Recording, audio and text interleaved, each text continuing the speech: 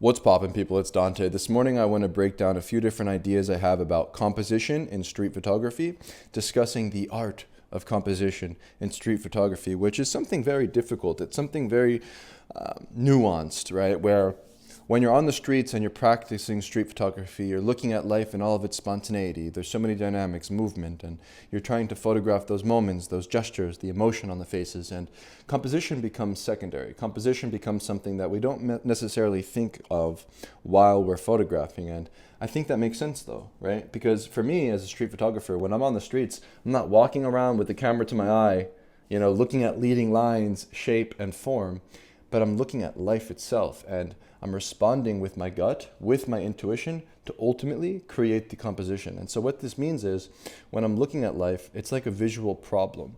And in order to solve this visual problem and put order to the chaos, I must position my physical body in relationship to the subject, to the moment, to the gesture, and the background. And so in order to create a composition, you must recognize that it does derive through your intuition and the way you position your physical body and press the shutter. And so that's something very quick that I want to highlight. To me, what makes the art of street photography composition, it's all about intuition, man. And so, like we said, visual problem solving, that's the name of the game with this thing. And where you relate your body to the subject in the background is what's going to make or break a great street photograph. So we'll dive into a couple of my frames here, emphasizing the ways in which I relate these different elements to create cohesion in the pictures. And so let's go ahead and just get right into it. So we got 3 photos here. We got Mimi on the rooftop in Philadelphia, children on the sidewalk in Baltimore, and a group playing on the beach in Tel Aviv, Israel. And so first and foremost, the photograph that I made here in Philadelphia. So this is my hometown here, photographing what's closest to me, my grandmother. And I made a picture very close to the thing that interested me. And so when I see something like a gesture, when I see something like hands, when I see something that's moving, I'm gonna press that damn shutter. I'm gonna get as close as possible to that moment, to that thing that's visually interesting to me, that thing that triggers me to press the shutter. And so in this particular moment, we have the gesture, we have the hand on the forehead, and that became a part of the frame that really fills this visual impact. We have about 1/3, if not a half of the frame, 1/4 of the frame, you can see how big it is, filling the picture, filling the composition with this impactful moment. And so by breaking this moment down to its bare bones and essential elements, I can share with you exactly how it was made. And so once again, it's a very physical process. Creating a composition is all about the physicality. It's all about you moving your body, about responding on your toes and positioning your body in a particular way, closely to life, to elevate the frame, and to combine the content with the formal elements of composition. And so in order to create this photograph, I decided to drop to a low angle. I decided to get as close as possible to the gesture. And that was my first decision. Because in order to emphasize this first element, in order to emphasize this moment of the gesture, I needed to get close. I needed to drop to a low vantage point. Because if I were photographing at eye level, the photograph would fall flat. There wouldn't be this dynamic and interplay between the foreground and the background. And so as a very practical suggestion, when I'm photographing and I'm looking at the gesture, I'm not only noticing the moment in front of me and responding with my gut and my instincts to drop low and to create the photo, but I'm also doing so as I observe the background. And so to set my stage, I dropped low and filled the rest of the frame with this background element of the cloud, of the skyscrapers, and I was hyper aware of these things that could fill the background of my frame. And so that became something that I related to the moment in the foreground. Thirdly, we have the middle ground. And the middle ground, right? The middle ground falls together naturally.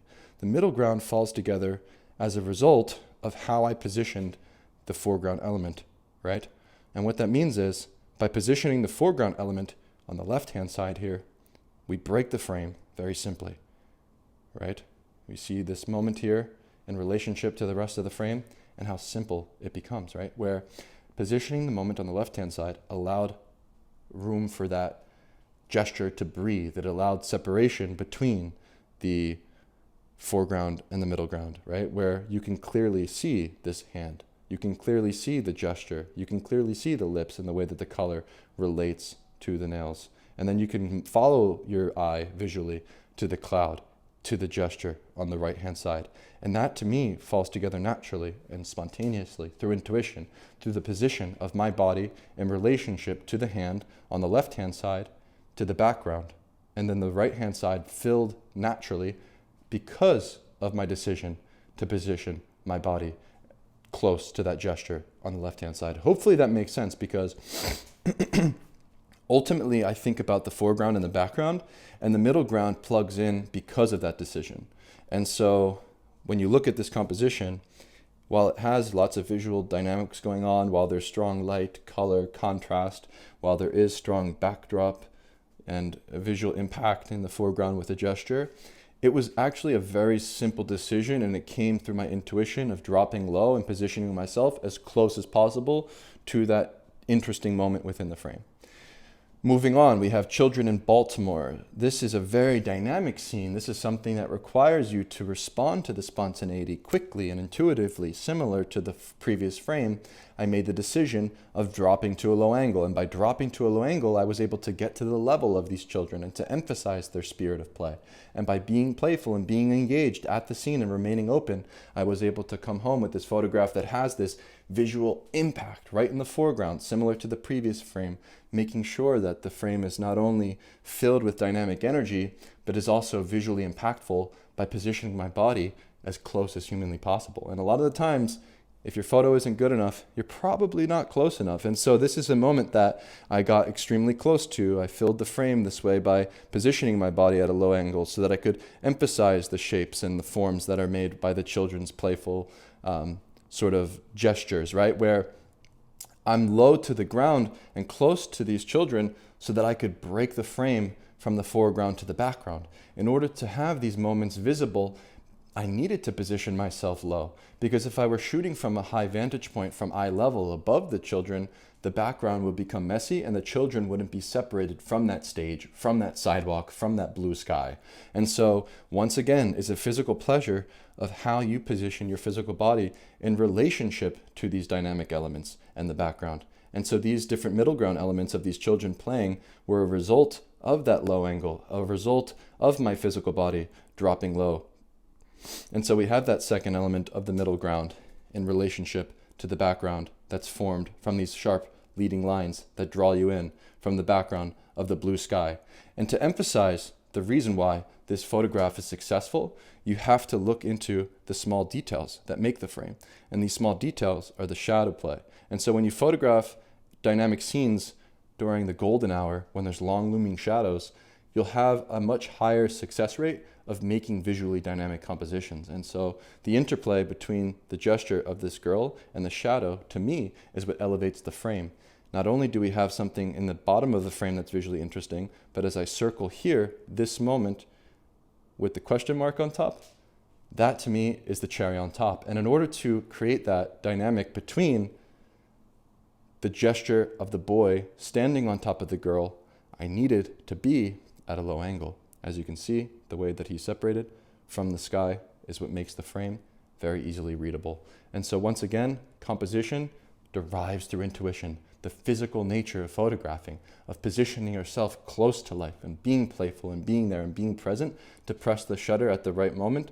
It's going to require you to be intuitive, to respond quickly, to be on your toes, and it's a very physical medium. Photography, as much as it's visual problem solving, as much as I can create these dynamics, as much as I can observe the beach here in Tel Aviv and notice the stage and notice all of the different planes at which people are positioned throughout the foreground to the background, once again, photographing at a very dynamic scene, right? Lots of different pieces came together here, lots of different elements, but it was a very different situation, right? So the previous photograph that I showed you was very physical, right? Very physical, where I'm dropping low and I'm responding on my toes. This to me was a photograph very differently made. This was something that I made through fishing at the scene, through observing the patterns that are existing within the beach here, at the dog beach in particular, I like to photograph because I knew that there were these spontaneous elements of dogs passing by. And as I photographed at this scene, I was making lots of pictures and observing the way that people were interacting playfully. And so the element of the dog coming through the foreground was a spontaneous element, but ultimately the reason I pressed the shutter.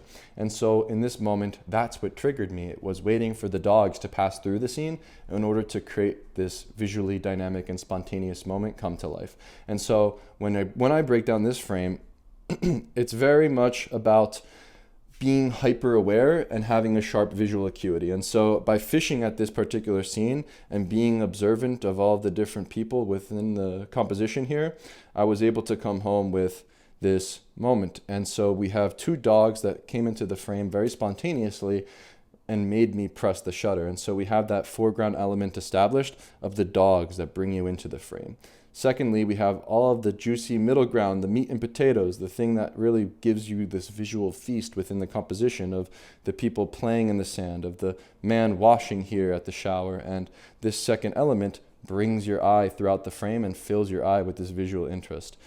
But the thing to me that brings this frame together and gives you this sort of question mark and this sort of like, what? Like this moment has more to it, right? Is the moment between the man and the woman in the background engaging emotionally.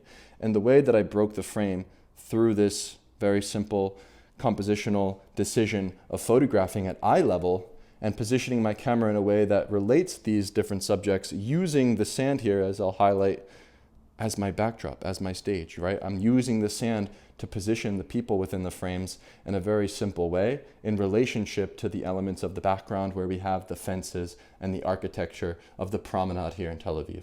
And so this composition was much more about me being observant and less about me being physical. And so while the previous composition was very quick and very fast, and I was particularly using, if we want to talk street photography lingo, the hunting technique, in this moment I'm using the fishing technique by being patient at a scene, sensing the possibility of something, sensing the idea that if I position my body here at this moment, at this place, at this time, things might align, right? I could sense the possibility of a photograph here because of the dynamics going on and because of the spontaneous nature of the dogs moving through the scene. And so I could really feel out the potential here at this scene, and the things that came together within the frame were a result of me being patient and being observant. And so this is very different from the previous frame, and the reason why I decided to share this kind of composition in relationship to the other two. And so we have 3 different compositions we broke down today, 3 different ideas on how I approach the scenes, and hopefully through this slideshow and through going through some of my photographs, you have a better understanding of how I solve these visual problems, how I observe and make decisions when it comes to framing, when it comes to timing, and when it comes to making these compositions sound. And hopefully, through you going out there and shooting more with intention, observing more with intention, photographing with layers, photographing with these dynamics that come together by positioning your body in relationship to the foreground and the background, you can create compositions that aren't necessarily something that's only reliant on the dynamic of the content. You know, I think in order to create a photograph that's strong, we want to combine that content, that moment, with strong form. You know, and this comes through being observant and being physical and being very responsive and intuitive. And so you really need to trust your instincts in the moment and be able to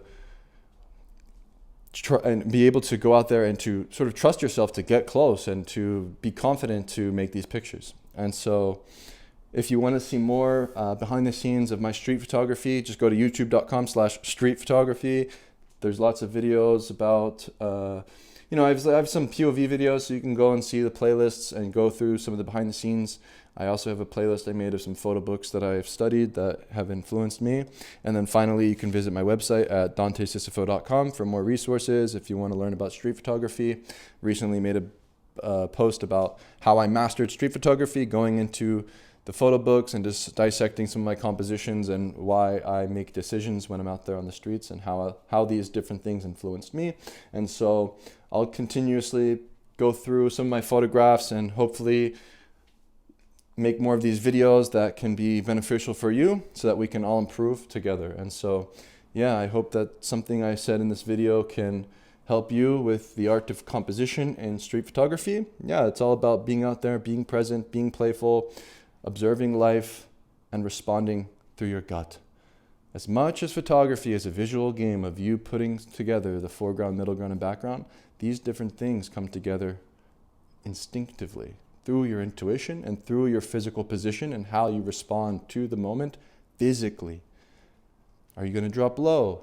Are you going to be on your toes? Are you going to shoot from the eye level? Are you going to have to, you really have to move your body, right, to make the composition. And that's what it's all about. It's physical. Composition is physical. Composition is intuition.